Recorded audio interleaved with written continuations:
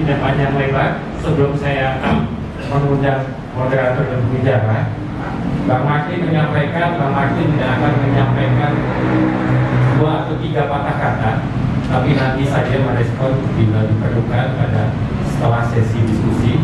Tapi ada satu video yang hendak ditayangkan. Ini agak langka, Bang Martin membaca Martin Aliza.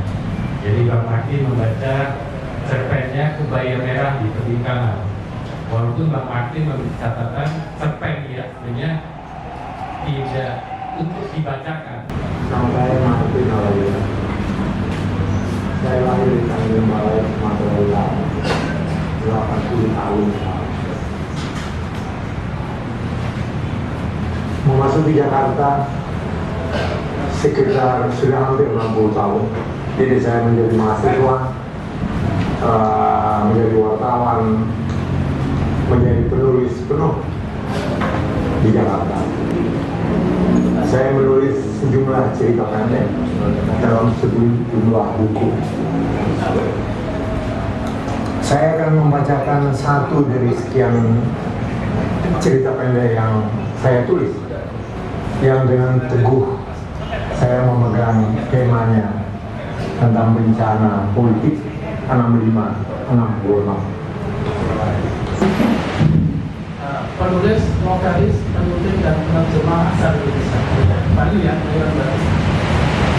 novel pertamanya surat panjang tentang sejarah kita yang kita tahun Syarikat menjadi pemenang unggulan saya membaca menulis novel Dewan Kesenian Jakarta 2012 dan masuk shortlist Usaha Sastra Katulistiwa tahun 2013.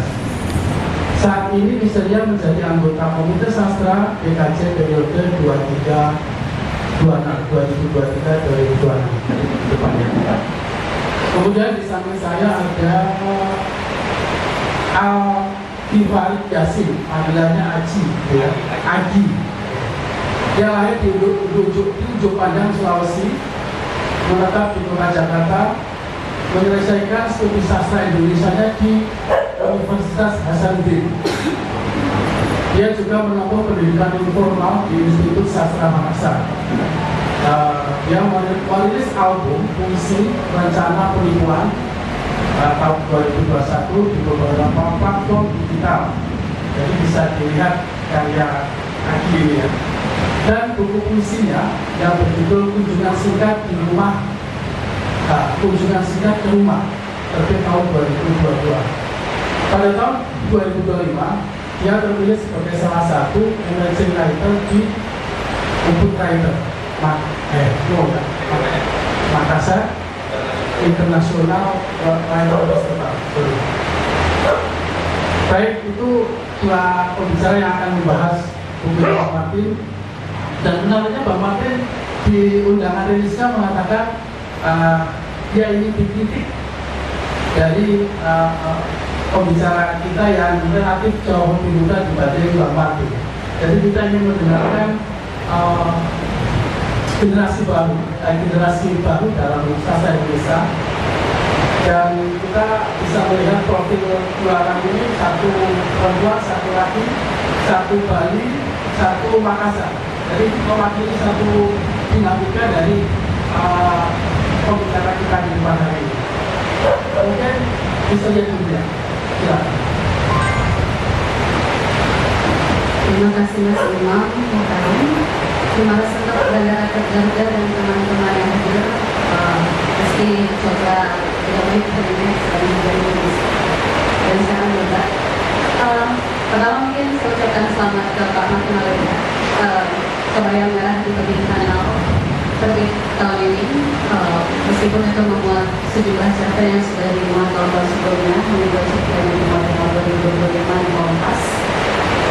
Juga selamat untuk penghargaan, 2 penghargaan yang diterima. Salah satunya dari Jakarta, 4 hari waktu kami semua masuk kemarin. Kalau diminta kritik sangat sulit karena Pak Martin adalah idola dan juga tentu saja senior yang di tanah sastra. Saya menang, saya novel BKJ 2012 itu saat Pak Martin yang jadi anggota BKJ. Mungkin yang perlu kita lihat sekarang, sudah mundur 20 tahun ya. Kita seperti kembali ke tahun reformasi gitu, sebelum reformasi. Kita kembali jauh ke belakang dengan banyak peristiwa yang terjadi belakangan ini. Sebuah bencana besar, mungkin juga kampung halaman Pak Martin terdampak, saya tidak tahu. Di Sumatera sana tidak dinyatakan sebagai bencana nasional oleh pemerintah kita saat ini. Ada banyak meme di media sosial sekarang yang mengatakan bukan itu saja bencana nasional sudah mulai sejak MK meloloskan begitu saja salah satu pucuk petinggi negeri ini. Jadi karena kita sudah mundur 20 tahun ke belakang, sementara kita tahu orang-orang yang membuat kita mundur ke belakang adalah mereka juga yang membuat Pak Martin menulis banyak cerita pendek di sini. Dengan apa? Jadi mulai dengan bagaimana masing-masing menggunakan kata-kata, kemudian yang terutama dan juga penting adalah motif. Bagaimana dia mengupas motif-motif itu ada 5 segmen, dan dia menunjukkan bahwa kelimanya menunjukkan 151, yaitu politik sebagai bagaimana dan tetap terjaga mutu artistik. Baik, kita lanjutkan diskusi kita langsung ke Aki. Silakan Aki. Baik, terima kasih. Selamat sore. Salam kenal, saya Agi. Terus terang ketika sampai di beranda rakyat Garuda ini, saya terngiang-ngiang dengan peristiwa beberapa tahun yang lalu. Saat masih bujangan, saya selalu mengantar nenek saya pergi arisan dan bertemu dengan teman-temannya. Dan persislah teman-temannya, ya seperti kawan-kawan dari nenek saya begitu. Jadi ada masa-masa saya mengantar nenek saya dan menunggunya untuk bercerita, dan senang sekali melihat mereka bercerita, bertukar kabar, bertukar gosip. Itu rasa-rasanya ada sesuatu yang hidup di dalam diri mereka begitu di usia yang sudah semakin matang gitu. Jadi ini rasa-rasanya kayak nostalgia saya bertemu dengan teman-teman nenek saya di suatu arisan gitu. Kemudian awal bulan Desember, saya ingat sekali saya dikabari oleh Pak Martin untuk duduk di sini bersama bapak-bapak dan ibu-ibu, dan saya tanpa A, ibu, EO langsung mengiyakan saja. Tapi sekadar cerita, saya punya latar belakang keluarga yang semuanya militer. Tempat tinggalku itu pas di depan rumah sudah langsung pos polisi militer Angkatan Udara. Keluarga-keluargaku banyak yang tentara, sehingga saya tidak bisa membicarakan tentang 65 ini. Tentu akan sangat berseberangan di situ. Tapi tentang kegelisahan saya tentang 65 itu bertemu pada saat dulu di bangku kuliah Perata 1 saat itu. Saat itu saya masih ingat persis di dalam kelas sementara mempelajari periode sastra Indonesia. Dan tiba-tiba di tahun 65 itu semua dibuktikan. Kok melompat langsung. Saya mengajukan pertanyaan kepada dosen itu tidak memuaskan saya dari pertanyaan itu tidak terjawabkan secara tuntas, sehingga saya memilih untuk kalau begitu saya cari sendiri. Akhirnya bertemu beberapa entry kata seperti Lekra, Manikem, dan saya ketemu dengan satu video Pak Martin Aleida pada saat di persidangan internasional di Belanda pada saat itu 2015. Dari sana saya kemudian mencoba untuk terus terhubung dengan isu ini. Mengapa? Karena isu ini tuh di mata saya adalah sesuatu yang coba digelapkan oleh satu bangsa. Ketika isu ini itu dibengkokkan, maka akan banyak generasi yang kemudian tersesat menurutku. Karena saya tidak bisa membicarakan itu di rumah, maka saya katakanlah bergerilya untuk mencari literatur di perpustakaan juga buku-buku, sehingga tidak tahu waktu kemudian membawa saya untuk bisa berkawan dengan Pak Martin Aleida yang semula berteman dari Facebook, bertukar kabar, dan 6 bulan yang lalu saat memindahkan kaki ke Jakarta, orang yang pertama saya temui adalah Pak Martin Aleida pada saat itu. Nah, buku cerpen yang ada di hadapan kita saat ini, Kebaya Merah di Tepi Kanal, barangkali teman-teman atau bapak-bapak dan ibu-ibu sekalian belum membuka buku itu. Saya mau beritahu bahwa di dalam buku itu terdapat 5 cerpen. Kelima cerpen itu punya latar waktu yang sebetulnya tidak saya alami. Dari masalah yang dihadapi oleh setiap tokoh menunjukkan bahwa cerita-cerita itu berada di ruang 65. Jelas sekali cerita para eksil di sana itu hadir. Dan saya barangkali tidak akan pernah benar-benar merasakan apa yang terjadi pada masa itu sebelum menyelami sejumlah literatur. Sehingga buat saya buku ini menambah 1 entry bacaan tentang peristiwa 65. Sastra juga sejarah menjadi jendela untuk kita melihat. Pada saat subjek punya otoritas menentukan keadaan dirinya saat mengalami teks di dalam sastra dan juga sejarah. Hanya saja kecenderungannya begini. Pada saat kita menjumpai teks sastra, maka yang ada di luar jendela itu adalah sejarah. Yang bisa kita lihat di luar jendela saat mengalami teks sastra adalah sejarah. Tetapi tidak berbanding lurus ketika kita mengalami teks sejarah, maka tidak ada sastra di sana. Nah, itu yang saya lihat kecenderungannya. Kemudian terkadang juga saat saya mengalami teks di dalam sejarah, maka sastra itu belum tentu ada di dalam jendela sana. Bagi saya, dan ini sering saya tekankan kepada siswa-siswa saya semasa saya masih mengajar sebagai seorang guru bahasa Indonesia, saya selalu bilang kepada siswa-siswa saya bahwa sastra itu bisa membuatmu berkenalan dengan waktu yang tidak pernah kau alami.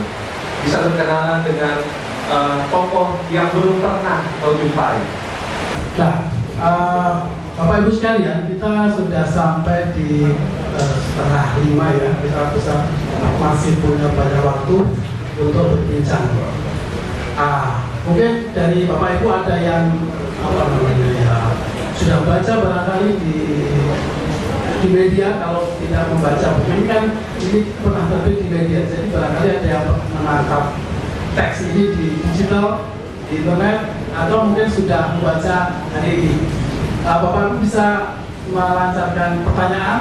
Tadi sudah ada 2 hal ya. Si Nesira mengatakan bahwa Bapak Martin perlu menulis isu-isu baru gitu ya. Sementara Aji mengatakan tidak perlu.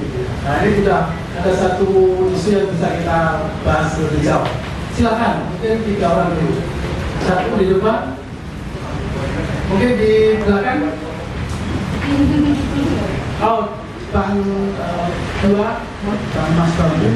1 lagi. Di depan 2.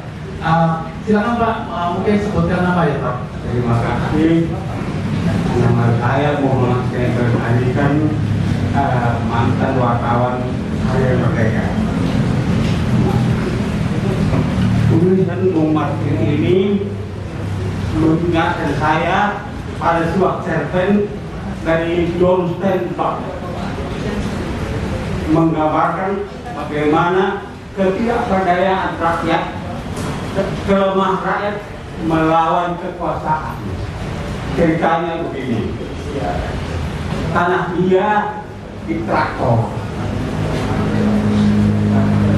Karena merasa tanahnya ditraktor, dia ambil parang, dia datangi yang mentraktor. Dia mau bunuh, hentikan. Kalau nggak saya bunuh. Nah, si tukang traktor bilang, tunggu, saya ini diperintahkan oleh bos saya, Sianu. Di mana rumahnya? Dulu dan dia datang. Saya juga diperintahkan oleh bank yang sudah membebaskan tanah itu. Dia datang lagi, bank itu, dia mau parah lagi. Tunggu dulu, Pak. Saya ini diperintahkan multinasional corporation. Ada multinasional corporation, ada sebuah kekuasaan, sebuah gurita. Kalau kau melawan, dipitis saja, hancur kau semua. Akhirnya dia pun mundur. Begitulah kira-kira gambar cerita macam ini, bahwa memang rakyat tidak pernah berdaya, tidak pernah mampu. Walaupun sesungguhnya selalu digembar-gemborkan rakyat adalah milik negara, rakyat adalah suara Tuhan. Tapi semua itu kan bullshit dan semua omong kosong. Sampai hari ini sudah 60 tahun tidak ada satu suara pun dari kekuasaan membela atau menggambarkan bagaimana sesungguhnya kejamnya Soeharto. Malah Soeharto diberi pahlawan dengan tepuk tangan yang meriah. Itulah kira-kira tanggapan saya tentang tulisan umat ini. Terima kasih. Terima kasih. Silakan Bang Mas Bambu.